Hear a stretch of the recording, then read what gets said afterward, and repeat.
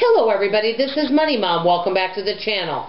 I wanted to talk to you guys today about the 5 ways our family is going to really slash our grocery bill this year and really make a difference. Some of these ideas may be a good fit for you, so let's get started. One of them I feel is a little unconventional, but it's going to save me on food waste and the grocery budget. It's number 1. Let's get started on it.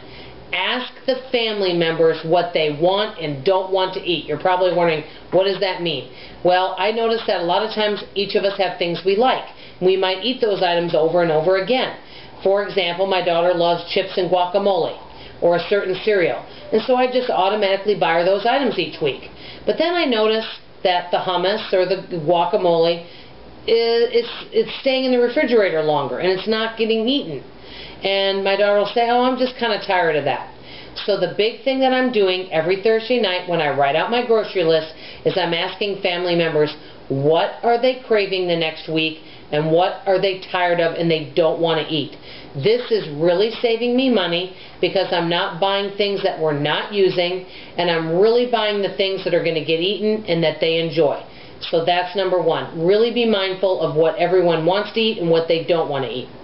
Number 2, for smaller families like ourselves, there's only 3 of us, make a half recipe of something, or if this is for like a larger thing like that mac and cheese, or if you don't want to make the half recipe, maybe split it in half, and then after it's cooled down, maybe freeze it and label it, because a lot of times what I'll do is I'll make a whole huge thing of spaghetti.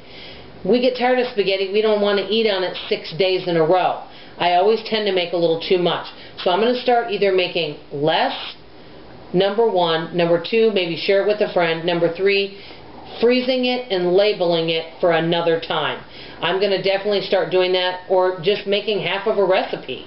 So that's number 2 of something I'm going to do to save money. Number 3, and I've already told you guys about this, I have that grocery spreadsheet that I'm using. I only bought one item so far for January. It was some milk for my husband. It was $1.33, I think. I put it on the grocery spreadsheet. I can still send that to you guys, and it adds it up for you, which is really helpful, so it'll keep track of how much you're saving and how much you're spending throughout the year, which is wonderful. So I'll put my email below if you guys want that, and I think keeping me accountable with this spreadsheet is going to make a huge difference, because I won't be able to just feel like I can just buy whatever I want, because it's got to go on the spreadsheet. Okay, number 4, this is another biggie, and I've been doing this a lot. If there's something you dislike, let's say you bought a hummus and you didn't care for the flavor. Let's say you bought beet hummus and you're like, oh, that sounds good. And you're like, gosh, this kind of has a funky flavor. Return it to the store and get your money back, or exchange it for a different hummus that you'd like instead of throwing it away. Or give it to a friend if you don't feel like returning it. That way you don't waste it. But I've been doing that this year and returning items to the store, and it makes a big difference in the budget. I mean, if you do that, 6 times a year, that can really add up. Number 5, this is a biggie. I'm going to be doing different grocery challenges. 1 week or a month, I'm going to do the $50 a week challenge. Really try to eat off what we have and only spend $50.